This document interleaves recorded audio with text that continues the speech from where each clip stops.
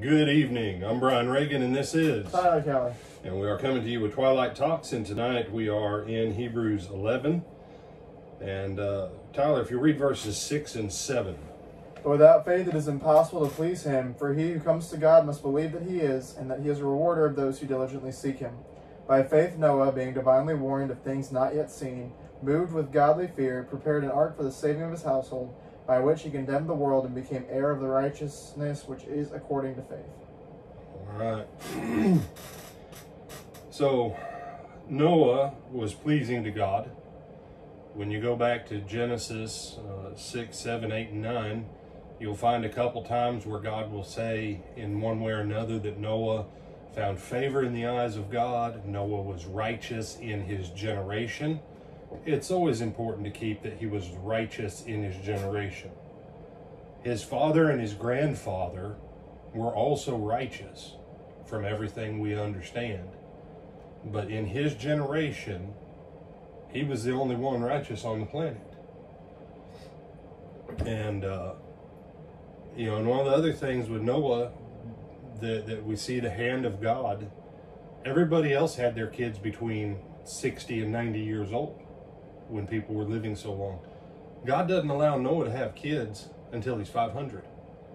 And the phrasing that when Noah was 500, he had sons, Ham, Shem, and Japheth, implies that they may have actually been triplets. That God, that Mrs. Noah gave birth to all three at the same time. That as God started that clock ticking towards that 100-year countdown, now Noah gets his kids so that there's less time for them to be corrupted by their society. And so with all of those things, and you say, no, it's important that you catch some of those things. Some people say that there had never been rain on the earth before Noah. You can't necessarily guarantee that. Is it possible? Yes, because in tropical climates, you can still have moisture and everything else. And we do know that the Garden of Eden, it says a mist went up and watered the garden. So we don't understand a lot about the world that then was. And so there's a point where speculation is, pointless. But what does it tell us? By faith, Noah prepared an ark. Drop the rest of that, by which he condemned the world. Ultimately, what it came down to was the rest of the world would not hear God. Noah's great-great-grandfather, Enoch, preached for 300 years. He died he didn't die. He was taken away shortly before Noah was born. But Noah's the only one who's actively listening to God about coming judgment. And the world wasn't. And Noah was the only one who took action by faith. They said, brother, if it had never rained, how would he have faith to build a boat? Did you ever see the movie Evan Almighty, Tyler, with Steve Carell? I don't think so. Some of y'all have seen the movie Evan Almighty with Steve Carell. Steve Carell was supposed to be a congressman. He lived in a fancy suburb in Virginia, kind of high up, one of the high up suburbs elevation-wise for Virginia anyways. And allegedly God tells him to build an ark. And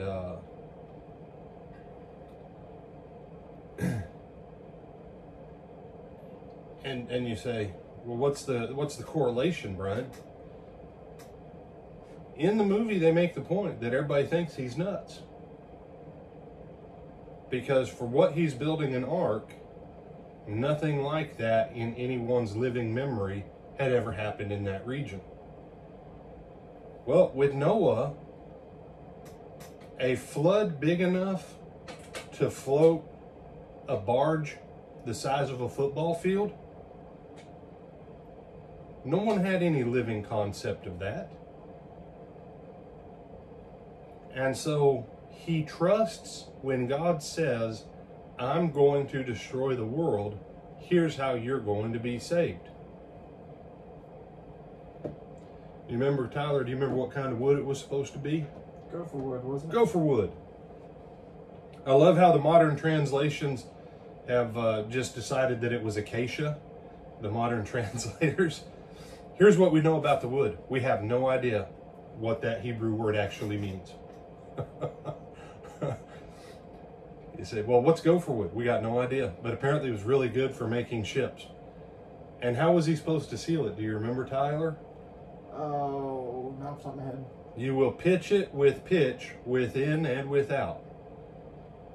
You know, back in the day, it was people from America who grew up in Sunday school that some oil men, they said, hey, I remember in Sunday school that Noah feller, he was over from Iraq area, Middle East.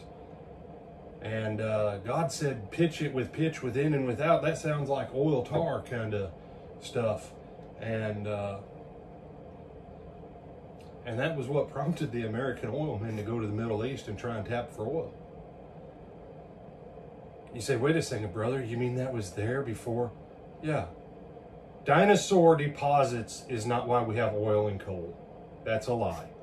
And I wish I had more time to go into that one. Oil is technically a self-renewing resource.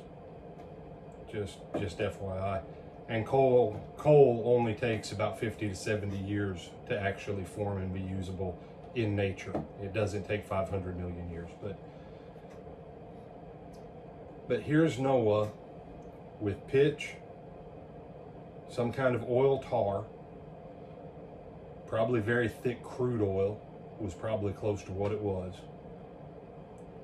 wiping down this boat made of gopher wood that was basically shaped like a box of Kleenex the size of a football field,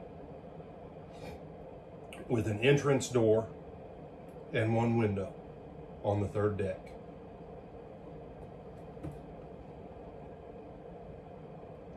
And he's sitting in the middle of a big plain where nothing like this has ever happened. He had enough terror of what God told him that he believed God, and by faith he built something that by everyone's standards was essentially stupid.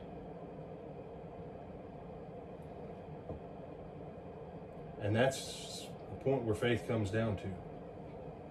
Would you take action and because of your belief in what God clearly says, and run the risk of people saying you're dumb? Noah did. I have no idea how many different things Noah had to listen to over those 100 years. But Noah did. And who was the only one that came through it? Noah and his family. A few souls. The biblical definition of a few is 8.